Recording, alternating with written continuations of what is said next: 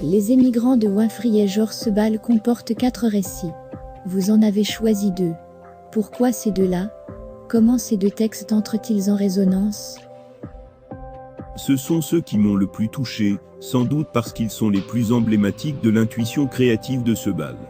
Leurs personnages, Paul Berthet et Ambroise Delouart, sont insaisissables, inaccessibles. Des spectres dont Sebald tente de reconstruire l'histoire alors qu'ils ont disparu. Des fantômes qui auraient sombré dans l'oubli sans la curiosité qu'ils leur portent. La structure des 2 autres récits est plus simple, plus proche de celle d'Austerlitz, que j'ai montée en 2020. Sebald rencontre quelqu'un et chemine avec lui sur les traces de son passé qui remontent par bribes. J'ai aussi été personnellement très sensible au motif central du récit d'Ambro. L'exclusion et la solitude que peut ressentir un être humain en raison de son homosexualité. Le personnage d'Ambro apprend les langues étrangères en se laissant absorber par elles, par ajustement dit-il. J'ai le sentiment que vous entrez dans les récits de Sebald de la même manière, par ajustement. Ce terme d'ajustement, lorsque je l'ai lu chez Sebald, m'a beaucoup troublé. Ambro l'utilise pour décrire l'apprentissage des langues, mais il s'agit en réalité d'une intuition profonde de Sebald concernant la création artistique.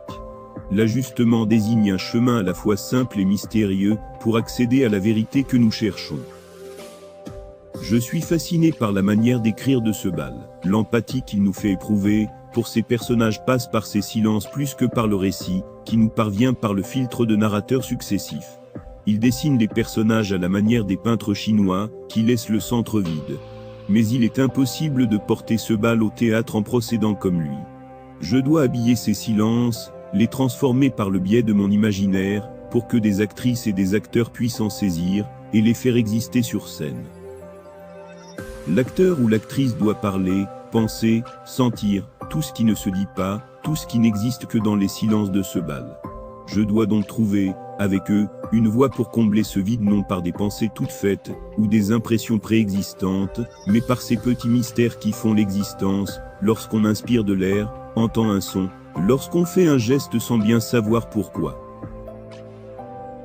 Ce qui veut dire que vous vous ajustez à chaque personnage? J'essaye d'abord de faire cela en écrivant le scénario. Celui des émigrants s'est révélé complexe, parce que le narrateur, qui reste toujours très énigmatique chez Sebald, raconte ici les histoires de personnages qui, s'ils lui sont très proches, restent des inconnus. Paul Berthet par exemple, qui était son instituteur, a probablement été quelqu'un d'important dans sa vie, mais il l'a rencontré étant enfant, et n'a donc pas eu accès à sa vie. Il y a comme un mur que Sebald tente de forcer, et moi, pour le porter au théâtre, je dois passer par un ajustement, c'est-à-dire transposer la situation dans un univers qui est le mien.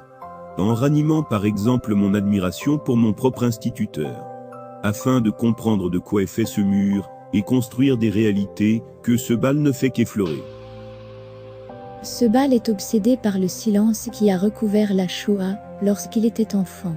Vous êtes né, comme lui, à la fin de la guerre. Lui en Allemagne, vous dans le sud-ouest de la Pologne, en Silésie. Comment cela s'est-il passé pour vous? L'enfance de Sebald n'est pas comparable à la mienne. Je ne suis pas né en Allemagne, et je n'ai pas été touché par cette chape de plomb que décrit Sebald. Même si je ne savais pas grand-chose, mon ignorance n'était pas aussi radicale que la sienne. J'ai grandi en Silésie, un territoire qui a été très rapidement rattaché au Reich, selon des modalités différentes du reste de la Pologne. Mon père était un homme étrange, plein de contradictions. Avant la guerre, il était communiste. Pendant la guerre, bien que germaniste et germanophile, il a été classé par les Allemands en catégorie 4, celle des gens un peu suspects et indignes de confiance. Et après la guerre, il a commencé à exprimer, secrètement bien sûr, sa fascination pour Hitler, qu'il habitait certainement déjà avant Hitler, faisait rêver les gens complexés et frustrés. Je me souviens d'une terrible dispute avec lui, dans le jardin, je devais avoir 11 ans. Ce jour-là, j'ai vraiment eu peur de lui. Mon père affirmait que les camps d'extermination n'avaient jamais existé, que tout cela n'était que pure invention de la propagande russe et américaine. Ma connaissance de la Shoah était encore minimale, mais ce jour-là, pendant cette dispute, cette question est entrée en moi. J'ai commencé à fouiller dans tous les ouvrages que j'ai pu dénicher. À cette époque-là, En plein communisme, l'accès à la vérité était limité, particulièrement en ce qui concerne la question juive, et j'ai trouvé des réponses. Ce jour-là a commencé mon initiation à ce sujet. Vous utilisez beaucoup la vidéo. Pourquoi certaines scènes vous paraissent-elles plus justes à l'image qu'au plateau? J'ai commencé à travailler avec la vidéo en 2008 avec Factory 2, un spectacle sur Andy Warhol, et sa Factory qui, au cours des années 1960, a été l'épicentre de la scène artistique underground new-yorkaise. Andy Warhol et ses acolytes filmaient leur vie en permanence, réalisant des films qui ne racontaient pas d'histoire, mais provoquaient des sortes de jaillissements à même de faire éclore leur personnalité. Dans le spectacle, un acteur regardait les images de lui-même capturées en caméra directe, comme s'il observait son propre imaginaire. J'ai découvert alors une façon d'utiliser la vidéo, non comme une illustration de ce qui se passe sur la scène, mais comme un contrepoint. Depuis, mes spectacles mêlent le théâtre et le cinéma. Le narrateur des émigrants, dans sa quête de ce qui est à jamais perdu, a par moments des images furtives. Des paysages, des souvenirs, des évocations. Impossible à représenter au théâtre. Pour les faire exister dans le spectacle, je les ai filmés. La vidéo a aussi, comme fonction ici de brouiller les strates narratives et les temporalités du récit, une façon d'approcher au plus près du mystère de ces existences insaisissables.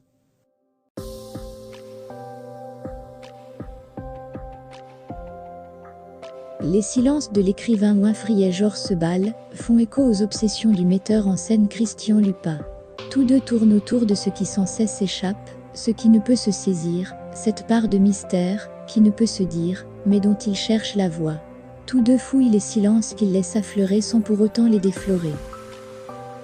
Dans l'œuvre de Sebald, le motif invisible et omniprésent est la méduse dont Primo Levi disait qu'on ne saurait la regarder qu'indirectement, ce fardeau de l'histoire que Sebald porte, dit-il, comme une ombre à laquelle il n'arrivera jamais à se soustraire tout à fait. Un traumatisme rétrospectif lié à la mauvaise conscience d'être né en 1944, dans une famille allemande dont le père, soldat de la Wehrmacht, est rentré du front, sans que jamais ne soit évoquée l'extermination des Juifs d'Europe. La Shoah est comme le trou noir de l'œuvre de Sebald, le point de fuite de son écriture, ce dont il parle sans cesse tout en se tenant à la marge, en périphérie, ne l'évoquant que de biais.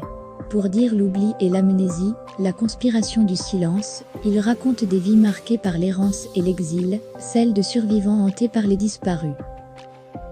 Les vertiges de Sebald semblent percuter ceux de Lupa, à la lisière du gouffre, au bord des désastres qui ont englouti l'Europe, et la menacent à nouveau aujourd'hui. Leur rencontre pourrait bien être celle de deux trous noirs, de nature différente, qui entrent en résonance, et dont les ondes se diffusent de Sebald vers Lupa, puis de Lupa vers ses actrices et acteurs, et enfin des acteurs et des actrices vers leurs personnages. J'ai eu la chance d'assister, en observatrice captivée, à la création des émigrants, de voir l'immense artiste qu'est Christian Lupa au travail. Un tourbillon dans lequel je me suis sentie moi aussi emportée.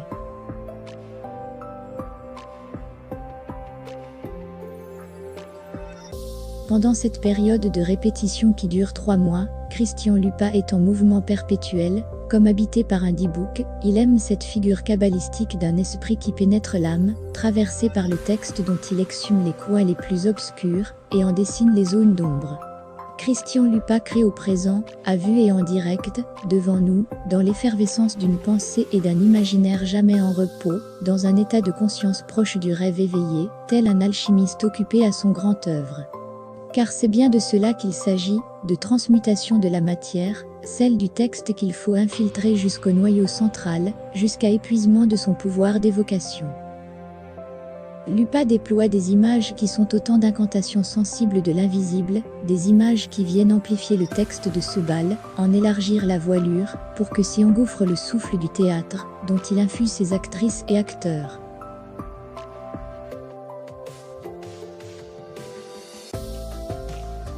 Le narrateur des émigrants, Sebald lui-même, ne raconte jamais sa propre histoire, mais recueille celle de personnes qu'il a rencontrées, personnes qui, elles-mêmes parfois, dans un enchâssement vertigineux, relaient ce qu'elles ont appris de quelqu'un d'autre.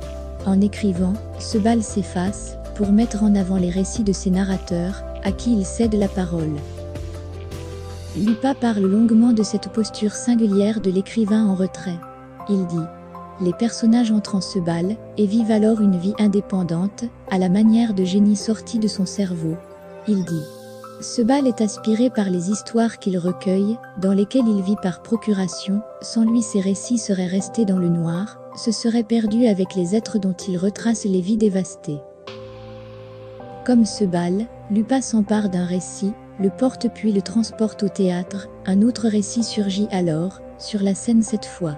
Il vient ainsi ajouter une strate à l'enchâssement des narrateurs des émigrants, devenant ainsi comme le dernier maillon de cette chaîne narrative. Un mouvement en spirale qui, à chaque étage du récit, fait émerger une vérité qui se dérobe, mais néanmoins se raconte, une vérité plus vraie que la réalité elle-même.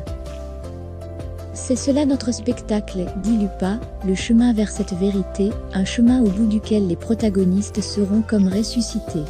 Comme si nous fouillions dans leur tombe, notre spectacle naîtra de tout ce que nous aurons déterré.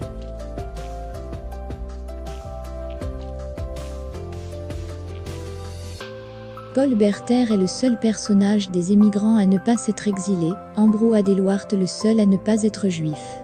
Leur destin fonctionne en écoutant leur singularité dans le recueil des émigrants se répondent et s'emboîtent.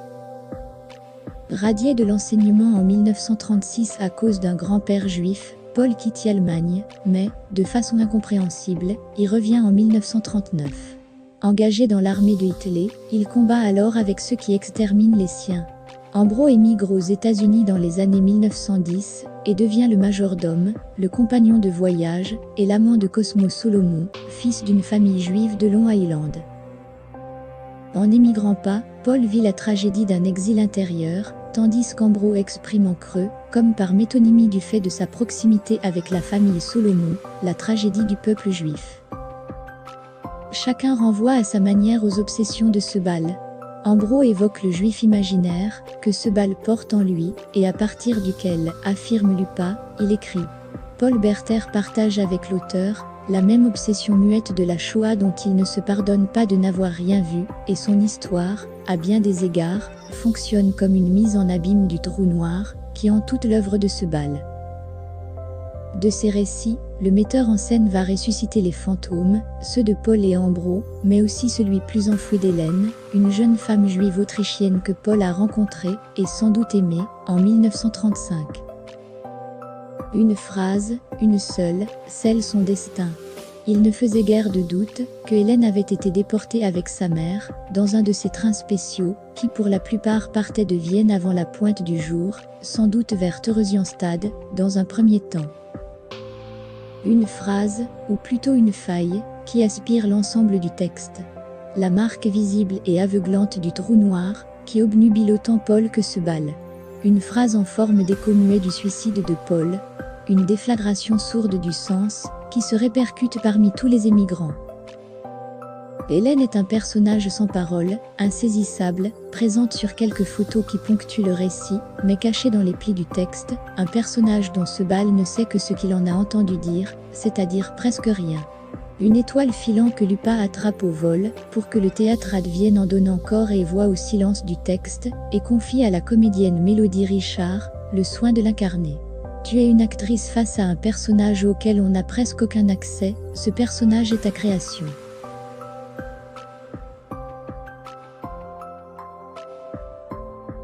L'émotion naît de tout ce que ce bal n'a pas su raconter, pas pu représenter, mais aussi de ce que les acteurs ne jouent pas. Nous devons déplacer les silences de ce bal, dit Lupa. Pendant les répétitions, il parle comme, pour charger les actrices et les acteurs de pensées, qu'ils ne diront pas, contre lesquelles ils devront lutter. Au théâtre, les pensées intérieures sont visibles, dit-il, leur présence souterraine irrigue les dialogues, les dilate de phrases non formulées, de pensées inquiétantes et importantes, mais impossibles à dire. De cette pression surgit l'authenticité, dit-il encore, c'est cela le travail de l'acteur, jouer dans cette tension entre le dit et le non-dit. Pour parvenir à cette intensité de jeu, Lupa demande aux acteurs et actrices d'improviser leur scène, avant que celle-ci ne soit écrite. Seul, dans une salle équipée d'une caméra, pendant un moment plus ou moins long, ils se jettent dans l'inconnu, dans ce qu'ils ne savent pas encore, dans ce qu'ils vont découvrir de leur personnage. L'improvisation ne consiste pas à jouer, mais à sonder le mystère, à le creuser, les acteurs ne savent pas ce qui se passe dans la tête de l'autre, ne savent pas ce qui va advenir ni comment tout cela va finir. Cela crée une inquiétude qui se dissipe. Lorsque la scène est écrite, on sait alors ce qu'on dit, ce que dit l'autre, et comment tout se termine, et c'est précisément cette inquiétude qui intéresse Lupin. En les préparant à l'exercice, il les exhorte à se perdre, à s'oublier, à entrer dans une autre temporalité. Notre rôle, dit Christian Lupin, consiste à faire entendre les silences de ce bal sans pour autant les effacer.